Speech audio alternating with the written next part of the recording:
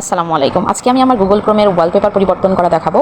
গুগলের ওয়ালপেপার পরিবর্তন 4টি উপায়ে করা যায়, অর্থাৎ ব্যাকগ্রাউন্ডের সিনারিগুলো 4টি উপায়ে পরিবর্তন করা যায়। যেমন কাস্টমাইজ গুগলে গিয়ে নির্দিষ্ট কয়েকটি কালার আছে, যেমন সলিড কালার রয়েছে, রাইজিং আর্টিস্ট থাকে। এই যে সলিড কালারের মধ্যে রয়েছে কতগুলি কালার, তো আপনার যেটা ইচ্ছা এটা আপনি দিতে পারেন। এই যে আমি দিয়ে দিলাম। এভাবে একে একে একে অনেকগুলি কালার দেওয়া যায়। এরপর রাইজিং ডেইলি, রিফ্রেশ ডেইলি এই লেখাটি যদি আপনি অন করে দেন এই অপশনটি, তাহলে একের পর এক কালারগুলি চেঞ্জ হতে থাকবে কিছুক্ষণ পর পরে। এটা একটা অপশন। এটা ইচ্ছা করলে এটাও আপনি অন করে রাখতে পারেন। তো সলিড কালারের পরে আমরা আসি যে এই যে রাইজিং আর্টিস্ট নামে একটা অপশন। এখানে গেলে আপনি বিভিন্ন সিনারি পেয়ে যাবেন। অনেক সুন্দর সুন্দর সিনারি, অনেক সুন্দর সুন্দর পিকচার থাকবে। এখান থেকে আপনি নিয়ে ওয়ালপেপারে সেট করে দিতে পারেন যে কোনো একটা। এখানে ক্লিক করলে এটা অটোমেটিক সেভ হয়ে যাবে। এই যে আমি একটা সিলেক্ট করলাম, তো এটা সিলেক্ট হয়ে যাবে, একটু সময় লাগছে।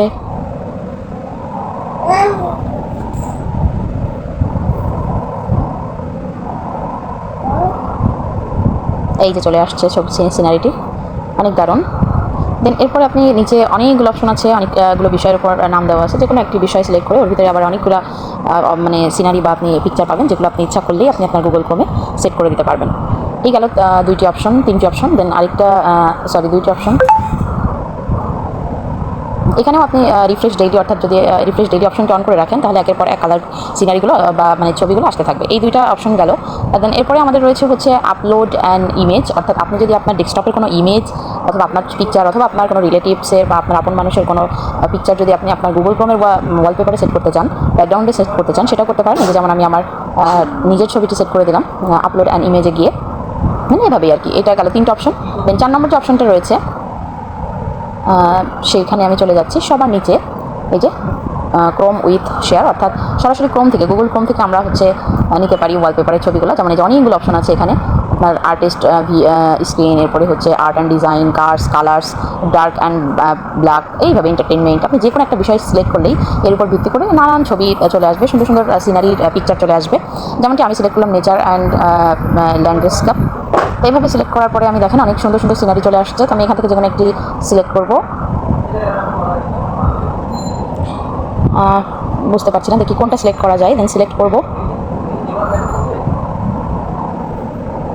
এই যে এই সিনারিটি সিলেক্ট করব, একটু সময় নিচ্ছি।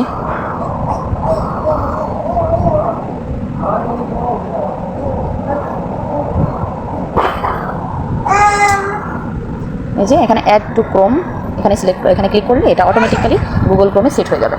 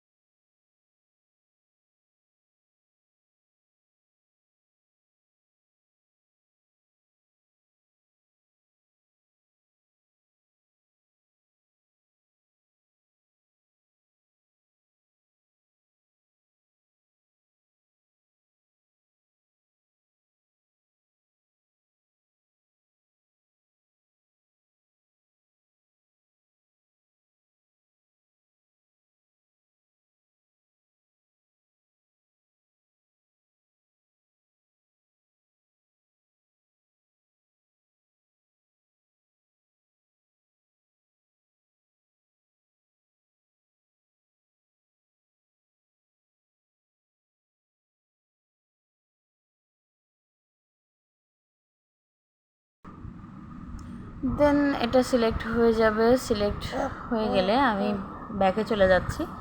এটা আমার গুগল ক্রোমের ব্যাকগ্রাউন্ডে অলরেডি সেট হয়ে যাবে, একটু সময় লাগবে যেহেতু এটা ডাউনলোড হবে, হয়ে পরে আমার গুগল ক্রোমে সেট হবে। তো এইভাবে 4টি উপায়ে আসলে গুগল ক্রোমের ব্যাকগ্রাউন্ড চেঞ্জ করা যায়।